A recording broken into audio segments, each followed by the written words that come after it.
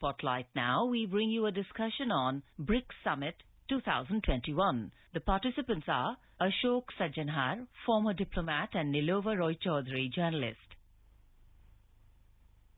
Good evening. Indian Prime Minister Narendra Modi ji hosted the 13th BRICS Summit in a virtual format earlier this evening. It was the third time in the 15-year history of BRICS that India was hosting the summit after 2012 and 2016, and the Prime Minister himself second time as the BRICS chair. In his opening remarks, Prime Minister noted that we have to ensure that BRICS is more productive over the next 15 years. The theme that India has chosen for its presidency reflects this priority. BRICS at 15, intra-BRICS cooperation for continuity, consolidation and consensus. The presidents of the other four BRICS member states, Jair Bolsonaro of Brazil, Vladimir Putin of Russia, Chinese President Xi Jinping, and South African President Cyril Ramaphosa, all made brief opening statements outlining the priorities they felt needed to be focused upon. The Chinese president spoke broadly of enhanced BRIC cooperation, while Presidents Ramaphosa and Bolsonaro spoke of how cooperation within the organization had helped to combat COVID. It was President Putin who raised the issue of Afghanistan right in his opening remarks, particularly mentioning that Afghanistan should not become a threat to its neighboring countries and a source of terrorism or drug trafficking.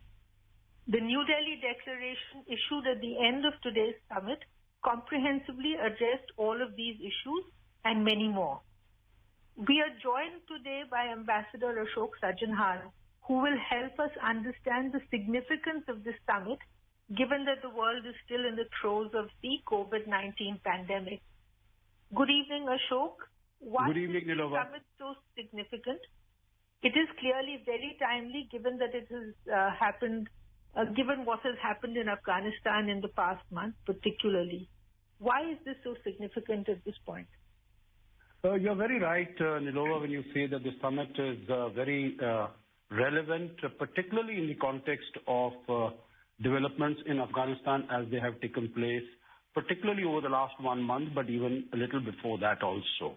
And of course, there are a large number of other issues, as you did say that the theme of the objective of the summit that was identified by India was BRICS at 15, intra-BRICS cooperation for continuity, consolidation and consensus, the 4 C's which are the basic principles of the BRICS partnership. But coming to Afghanistan, extremely significant because I don't think anyone had really expected that there is going to be such a rapid change of government and that the Taliban will be able to take over in Afghanistan. It will be able to, without a fight, it will be able to take over Kabul. And then very soon, now just 2 days ago, there has been announcement of a government. There has been this concern. 3 of the BRICS countries are neighboring countries of Afghanistan, Russia, China, and India. China has a small boundary through the Wakhan corridor with Afghanistan. As far as Russia is concerned, the 3 Central Asian states which are neighboring, they have borders with Afghanistan. And as far as India is concerned, also it is a neighbor of Afghanistan. So the threat of terrorism, because the government that has come in, that has many of the topmost members who are proscribed, who appear on the list of sanctioned terrorists in the UN list, also in the US list. So I think there has been this feeling and anxiety amongst many countries, not only the neighboring countries, but far apart also, that the territory of Afghanistan should not be used for fomenting, for spreading terror in its neighborhood and in other parts of the world. So the statement, as you said, it's a very comprehensive statement, about 74 paragraphs in all and covering all aspects of human endeavor, bilateral, the activities of BRICS over the last 1 year, which have been very significant and substantive. So there is one paragraph on Afghanistan, but it is extremely substantive. It is concise and precise, but very clear and substantive. And it conveys a strong sense of consensus among the 5 countries. First, it condemns in no uncertain terms the aspect of terrorism and drug trafficking. And it says that the territory of Afghanistan should not be used for carrying out terrorist attacks in its neighborhood or against other countries. It should not become a problem for its neighbors. Whatever is happening, developments in Afghanistan should not become a cause for of problems in its neighborhood. In terms of humanitarian aspects, also it says that because we know that there is a deep tragedy and sort of catastrophe that is engulfed Afghanistan because so much of hunger, there is a lack of medicines.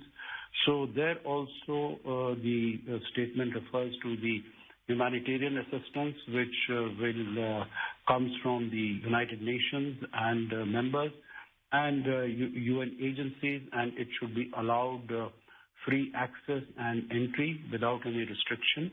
And reference is also made to the UN Security Council and its resolutions in terms of resolving the issues in Afghanistan through dialogue.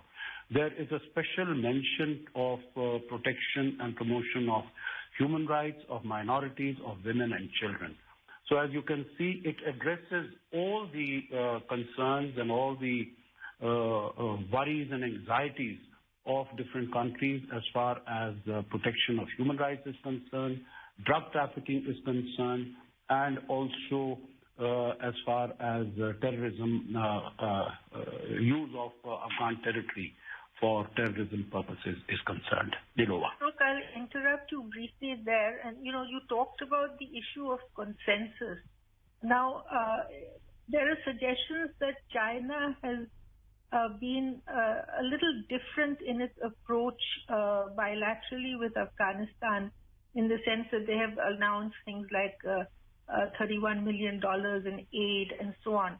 So also in the other aspects of, the specific deliverables that India wants to deliver on this particular inter-BRICS cooperation aspects that it is chairing this year, even in the political and security a block of measures which it wants to take. Reform of the multilateral system is another very major issue.